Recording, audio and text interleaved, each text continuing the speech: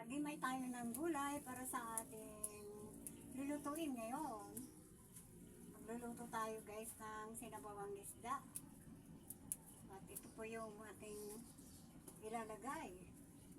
Talbos ng kamote. Yung ulam namin ngayon.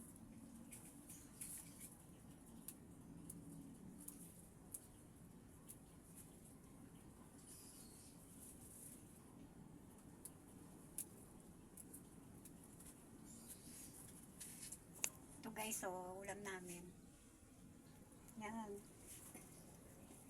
Atay balunan. Gigisa ko yan sa gulay. Ito guys. Tapos ito yung isda na lalagyan ko ng talbos. At saka magpiprito din ako ng konting manok. Ayan po yung talbos guys. Hinihimay ko pa lang. Ayan, naka-ready na naman yung aking lulutuin ngayong tanghali.